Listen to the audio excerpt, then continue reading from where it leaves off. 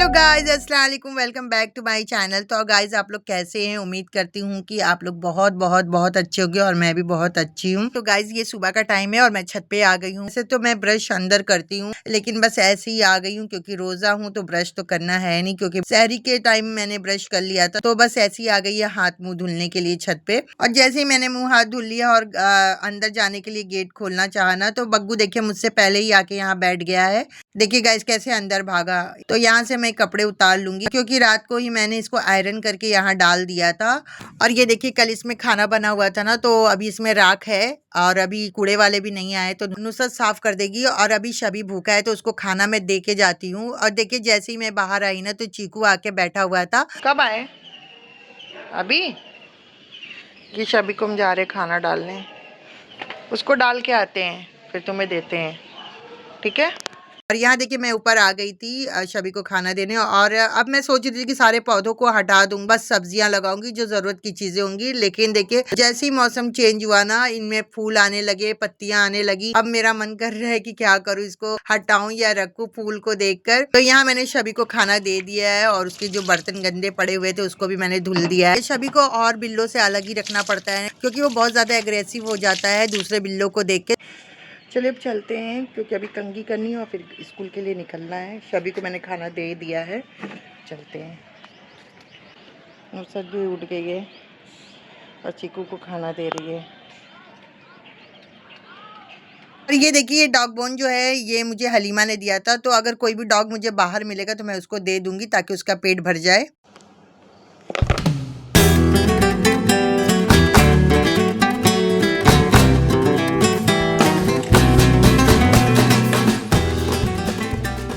और यहाँ देखिए बाहर आते ही चीकू मुझसे पहले ही बाहर निकल गया था।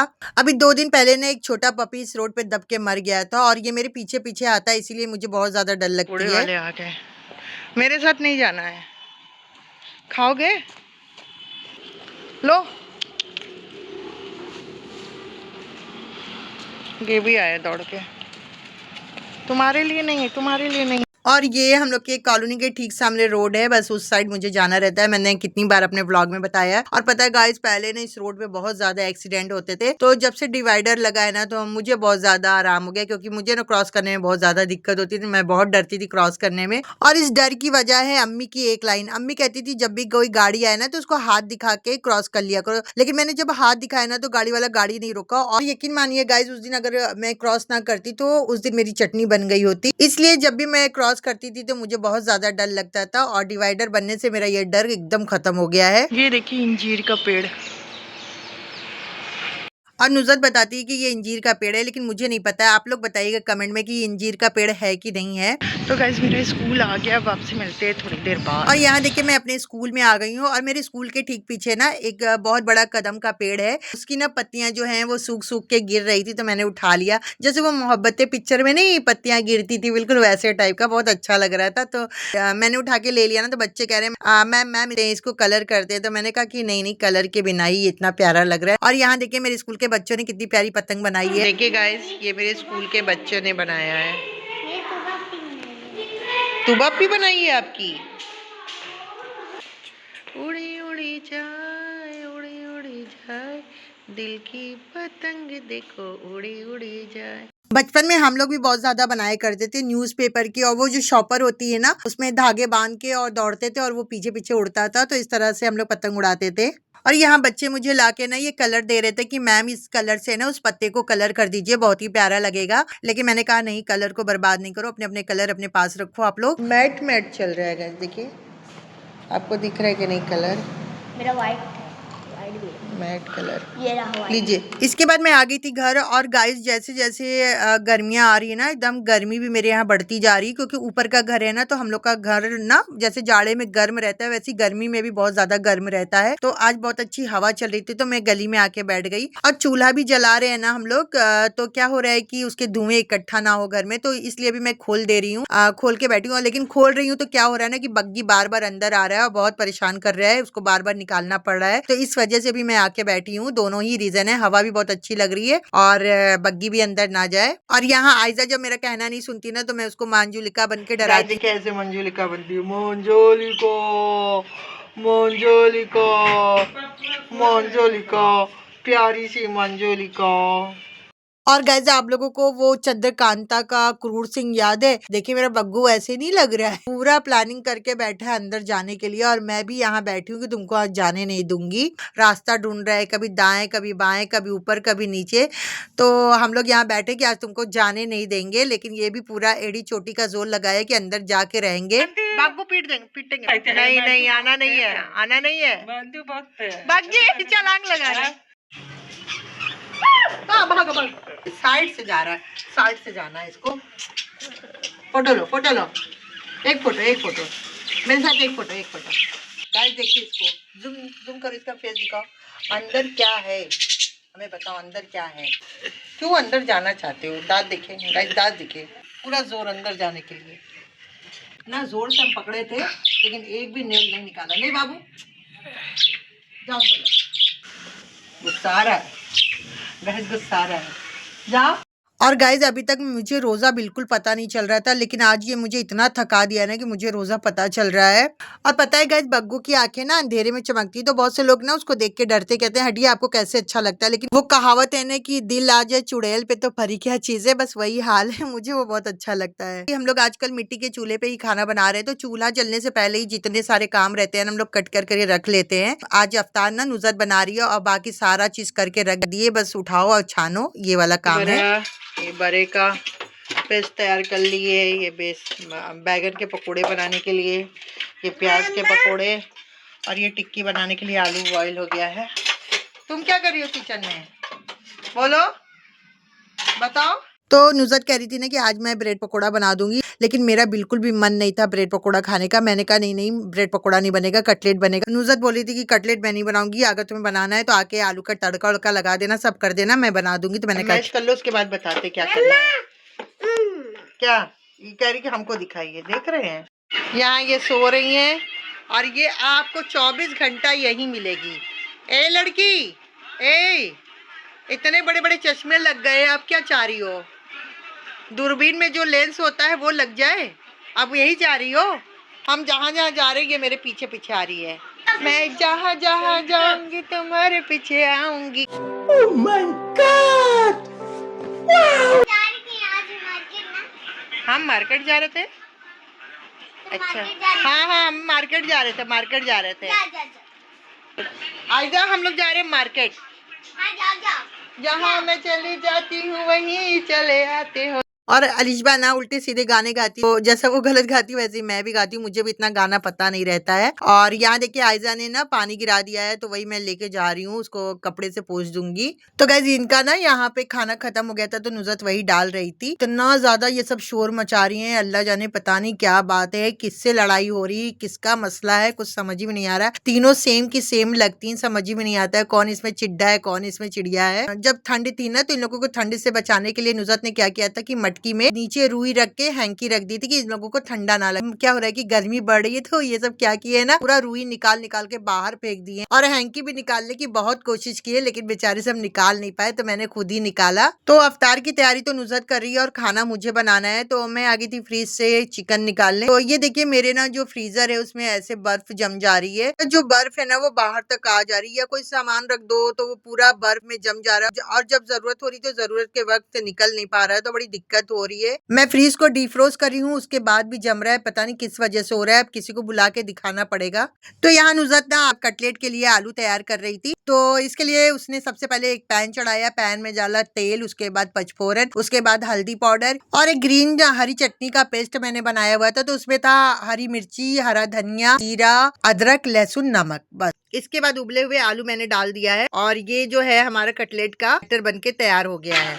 और ये देखिए ये निकल गया, जब आया था पहले ना, जब इसको नया नहीं निकाले थे तभी ये डैमेज था, और ये ना होम शॉप 18 से मैंने ऑर्डर किया था।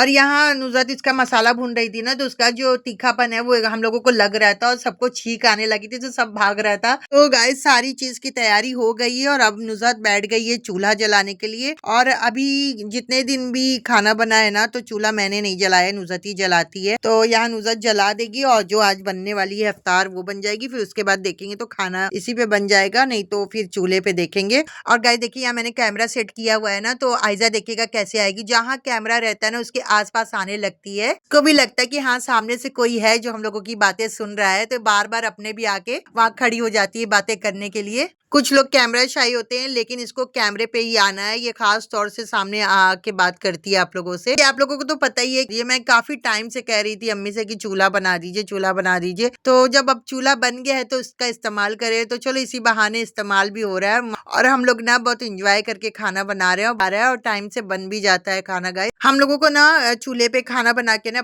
बचपन के दिन याद आ गए। जैसे हम लोग नानी के जाते थे ना, तो हम लोग होलकड़िया खेलते थे।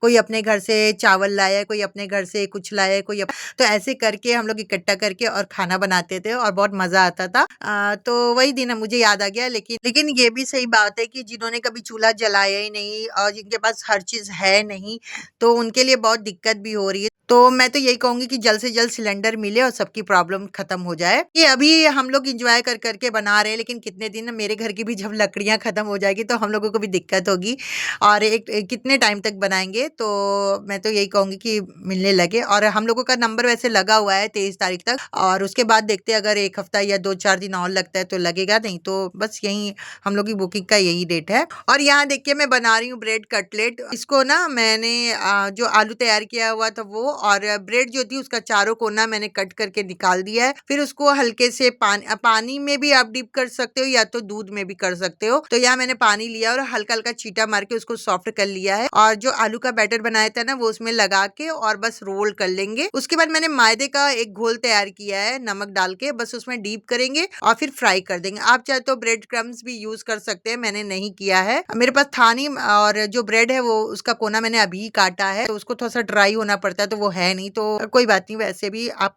चाहे तो सूजी भी लगा सकते हो, सेवैया भी लगा सकते हो, और क्या नाम है कि ब्रेड क्रम्स भी लगा सकते हैं। ब्रेड क्रम्स से क्या होता है और कुरकुरा हो जाता है, लेकिन मैं इसको धीमी धीमी आंच पे करूंगी ना तो ये ऐसे भी कुरकुरा सा होगा। साथ ही साथ ना मैं बड़े भी छान लूंगी, क्योंकि चूल्हा खाली नहीं जाना चाहिए। नुज़त गई है आगे काम से, तो मैंने कहा कि लाओ मैं ही डाल देती हूँ। देखिए मैं डाल रही हूँ तो खुद ही आपको लग रहा होगा कि कितना हल्का है। और एक चीज का ध्यान दीजिए गाइस, जब भी बड़ा बनाए या कड़ी बनाए तो उसकी जब आप पकौड़ियां डालें ना तो तेल आधा रखे, कभी भी एकदम डीप फ्राई ना करें। अगर डीप फ्राई कर देंगे ना तो इतने अच्छे से नहीं होता है, लेकिन अगर आधा रखेंगे ना तो आप देखेंगे कि जो बड़ा या पकौड़ी है ना बहुत अच्छे से फूलती है। मैंने जो बड़ा बनाया है ना उसको पानी में डीप करने की कोई जरूरत नहीं थी, लेकिन मैंने कर दिया था। और क्या हुआ था, मेरे जो बड़े थे ना इतने सॉफ्ट हो गए थे कि अपने से टूटने लगे थे, तो मुझे नहीं डीप करना चाहिए था, लेकिन मैंने डीप कर दिया है। लेकिन अगर आप लोगों के बड़े जो हैं अगर कड़े थोड़े से होते हैं ना तो उसे पानी में डीप करके फिर डालिए दही में ना, तो वो अच्छे हो जाते हैं, मतलब सॉफ्ट सॉफ्ट हो जाएंगे एकदम। यहाँ देखिए नुज़त ने ना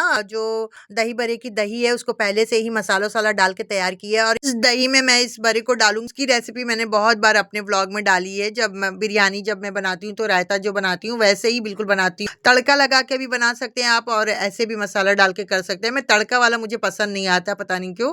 तो मैंने तड़का वाला नहीं, बस वही सिंपल सा जो मैंने दही बड़े का मसाला बनाया है वो डाला है, काला नमक डाला है और लाल मिर्च पाउडर डाला है, बस इतना ही है। और एक हरी मिर्ची काट के डाल देती हूँ, थोड़ा सा धनिया पत्ती, और दही का रायता जो है वो बहुत ही बढ़िया तैयार होता है। और उसी में फिर बड़े को मैं डीप कर देती हूँ। इसके बाद मैं आ गई थी छत पे, और मैंने चना जो है ना छत पे रखा हुआ था फूलने के लिए, तो वो मैं आ गई थी लेने के लिए, और इसकी बनाऊंगी घुगनी।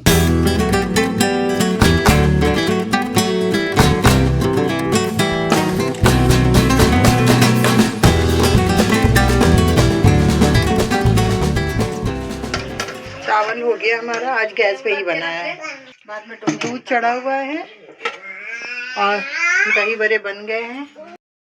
और आज मीठे में ना घोलुआ बन रहा है। घोलुआ से ना मुझे अपने सब्जी वाले का नाम याद आ गया। उसका नाम गोलू है, सब्जी देने आता है। आप लोग देखे होंगे मेरे व्लॉग में। तो पता है ये गोलुआ जो है ना मेरे पापा को बहुत पसंद है, मेरी अम्मी को पसंद है, मुझे इतना नहीं। हम बताए ना मुझे मीठा इतना ज्यादा नहीं सही लगता है। नमकीन अगर है तो मैं नमकीन को चूज करती हूँ, मीठा बाद में ही चूज करती हूँ। तो गाइस जो भी इफ्तार बननी थी वो बन चुकी है। और यहाँ देखिए ये खा रही थी न्यूट्रेला और ब्रेड और पूरा अपने मुंह में ली हुई है और दूसरा बाइट मुंह में डाली जा रही है। तो वही मैं कह रही हूँ अपना मुंह दिखाओ। तो देखिए कैसे दिखा रही, पूरा मुंह में भरा हुआ है इसने। और यहाँ देखिए माशाल्लाह हम लोग की इफ्तार लग गई है। और गाइस यहाँ फरहान आ गया, अम्मी फरहान से बात कर रही हूँ और अजान होने वाली है, बस 5 मिनट बाकी है। तो चलिए जल्दी से दुआ मांग लेते हैं, क्योंकि इस वक्त की दुआ कभी भी रद्द नहीं होती। अल्लाह पाक इस वक्त की दुआ जरूर कबूल करते हैं, इसलिए हम लोगों को ये मौका अपने हाथ से जाने नहीं देना चाहिए। तो चलिए जल्दी से दुआ मांग लेते हैं। और गाइस पता है मेरी ईद की शॉपिंग हो गई है, आप लोगों की हुई कि नहीं हुई कमेंट में बताइएगा। और इसी के साथ कल मिलते हैं आपसे एक नए व्लॉग में, तब तक के लिए अल्लाह हाफिज, बाय बाय, गुड नाइट।